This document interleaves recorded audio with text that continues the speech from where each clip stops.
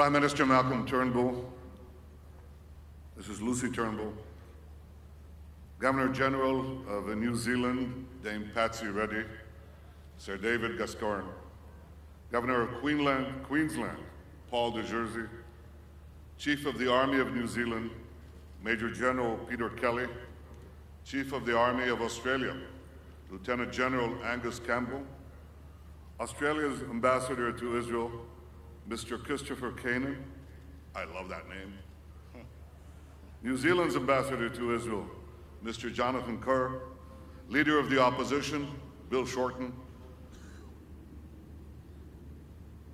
Members of Parliament, the Head of the Opposition, Isaac Herzog, Members of my government, Minister Miri Regev, Minister Ayub Kara, the Mayor of Beersheba, then a village of a few huts, today 250,000 people, within a decade, 500,000 people. Thank you, Anzac soldiers. And the families of the brave Aussies and Kiwis who fought here and died here. Nearly 4,000 years ago, Abraham came to Beersheba, the city of seven wells. Exactly 100 years ago, brave Anzac soldiers liberated Beersheba for the sons and daughters of Abraham and opened the gateway for the Jewish people to re-enter the stage of history.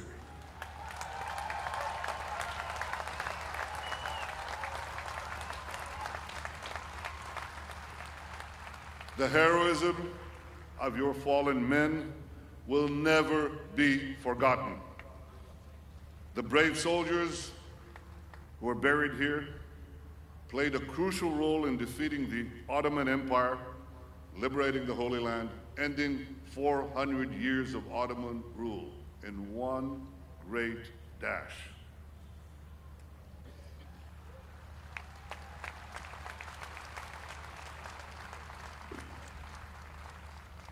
This momentous occasion was a historic milestone in the natural kinship between our peoples.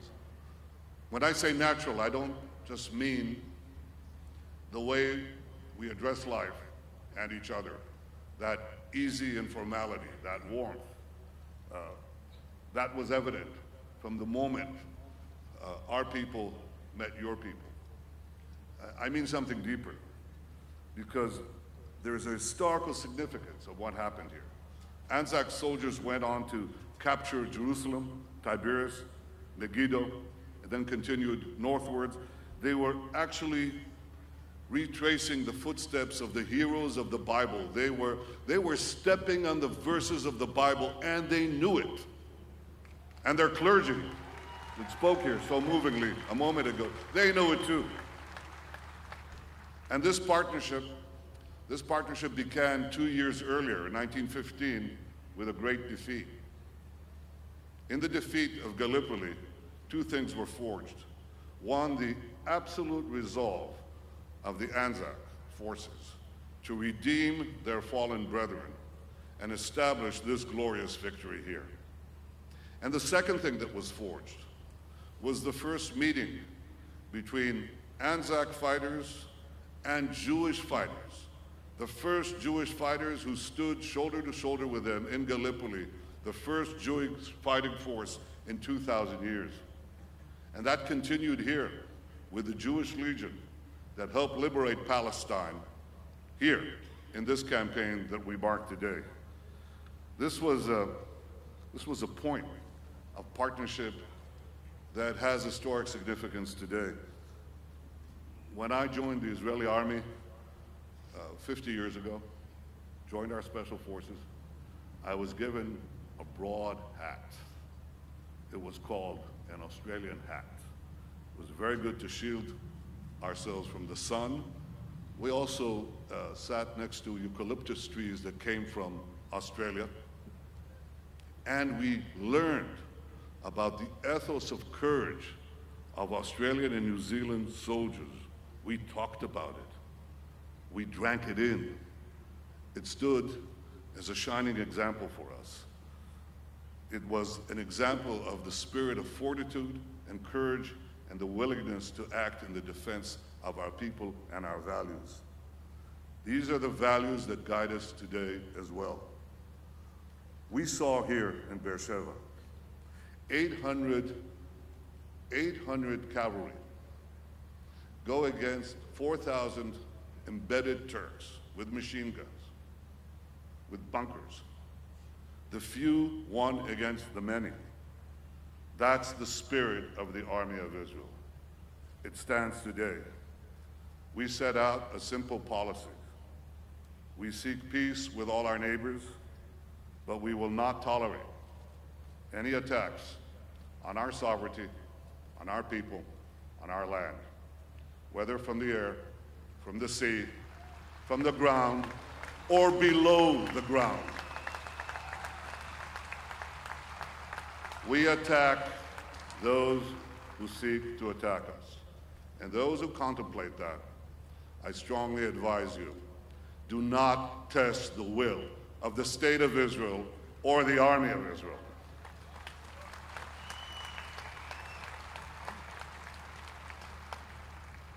When the light horse were charging here, their commanders were worried about the absence of water.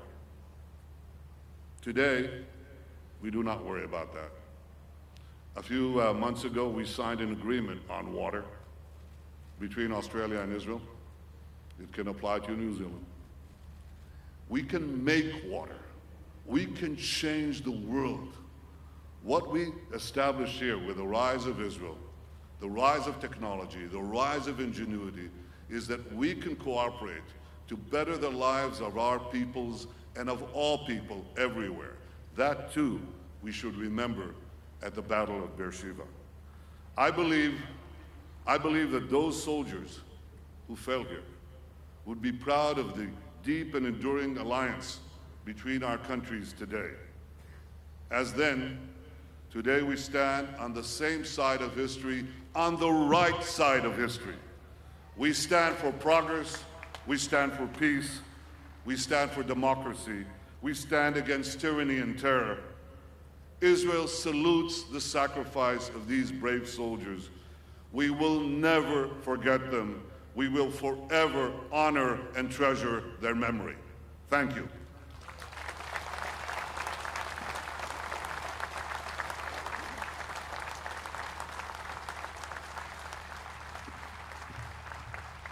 Thank you for those warm words of gratitude and friendship, Prime Minister. I now invite the Honourable Malcolm Turnbull MP, Prime Minister of Australia, to deliver an address.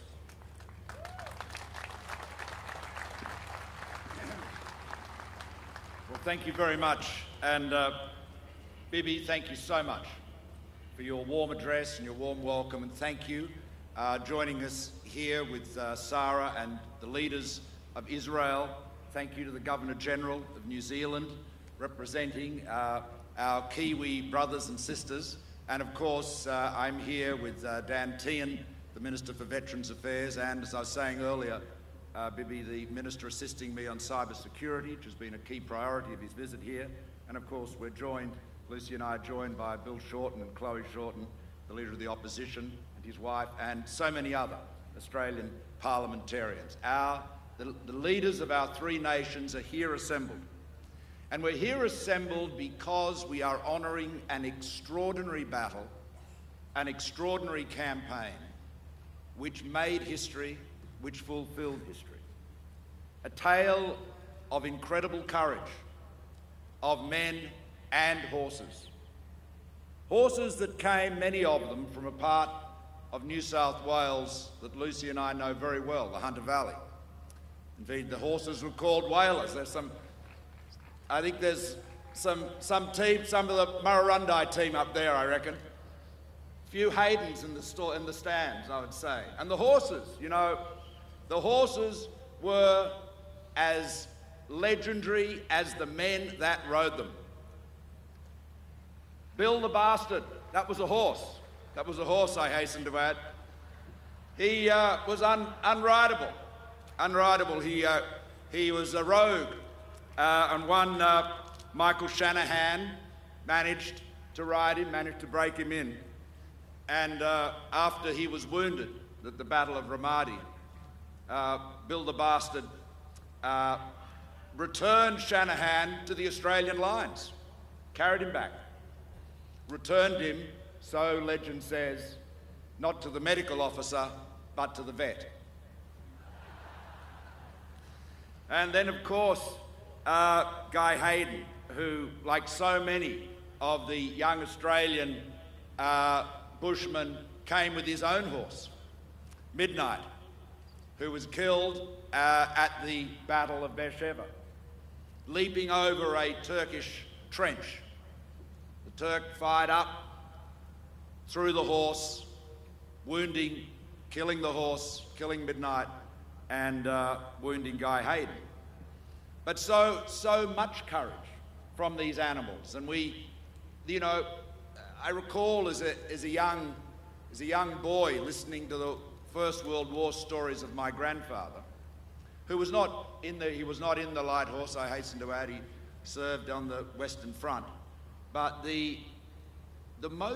one of the most bitter, heartfelt stories of those old soldiers was of the fact that the horses did not come home. Banjo Patterson, who was also in the Light Horse, one of our greatest poets, wrote beautifully about that, the horses that didn't come home. And shooting the horses was, for so many of those men who had seen horrors beyond imagination, the worst moment of that war.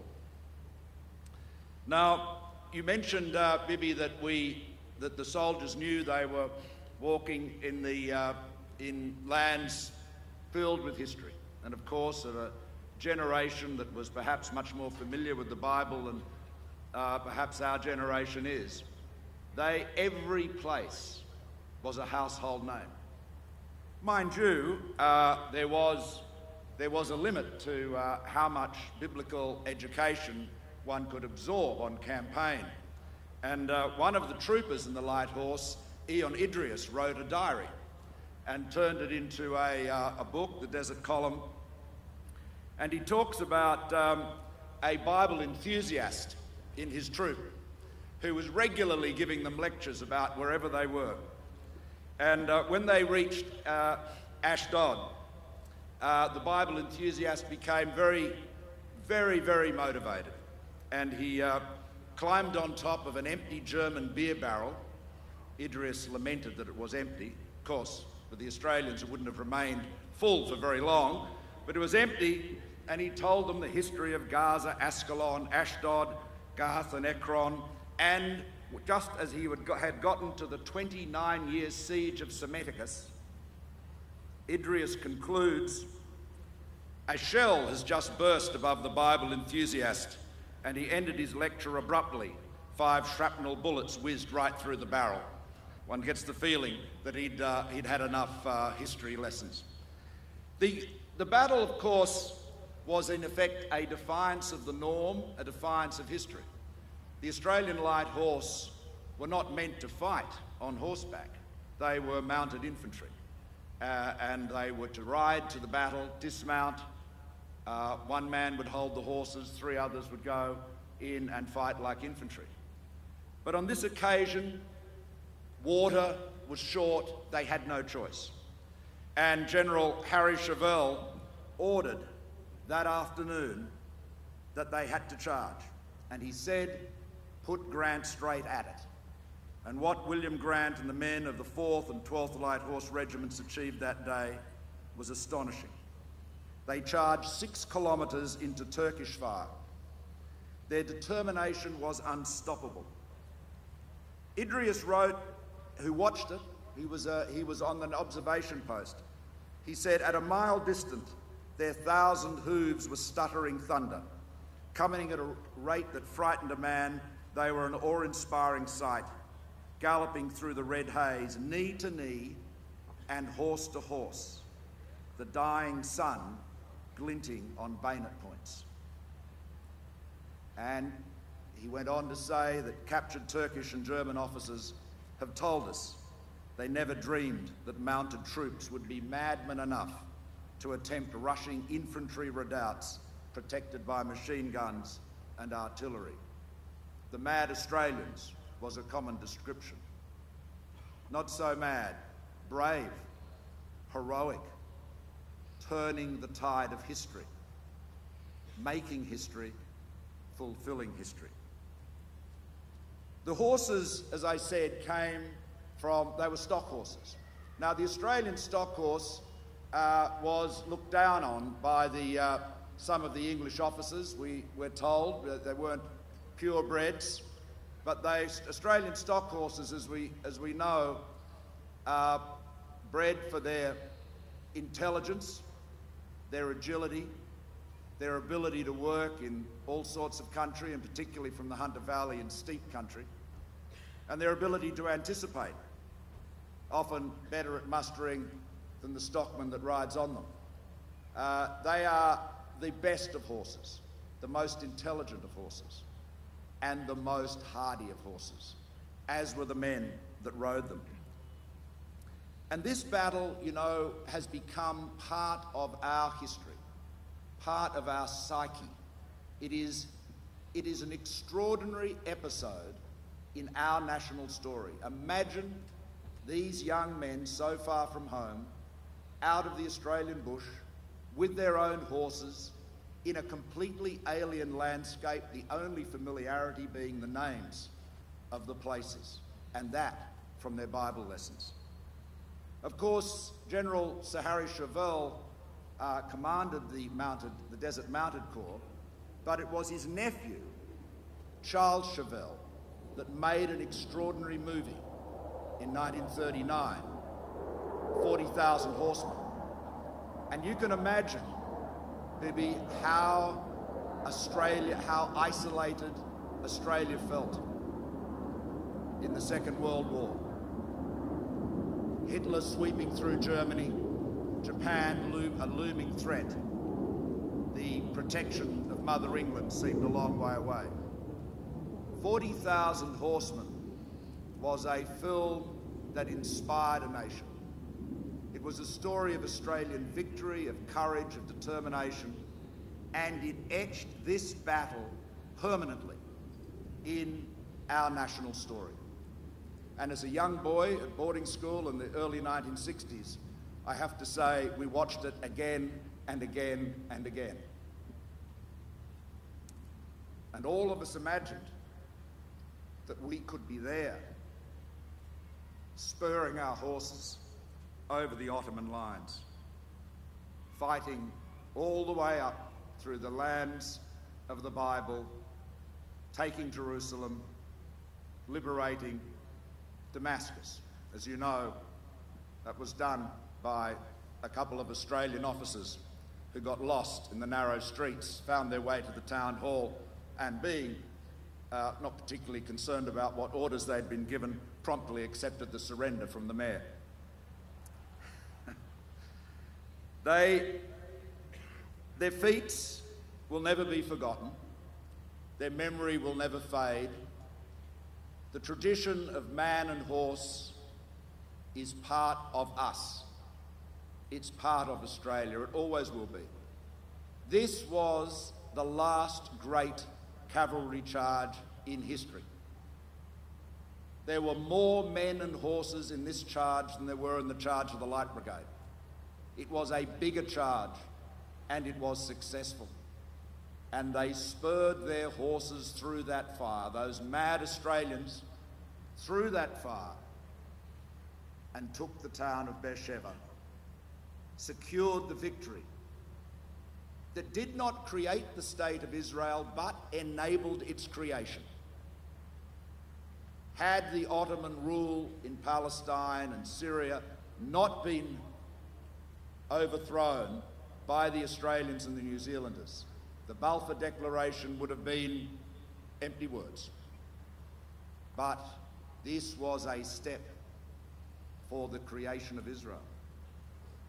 And with their courage, it was. It was.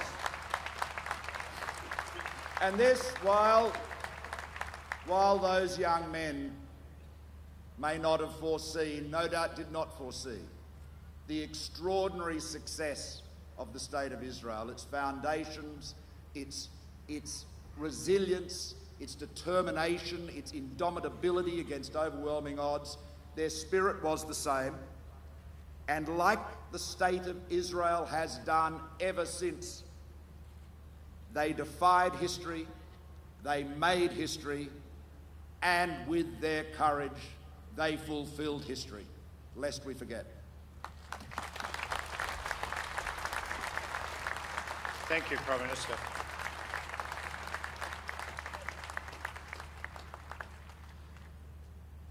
Ladies and gentlemen, would you please stand for the hymn, O God Our Help in Ages Past.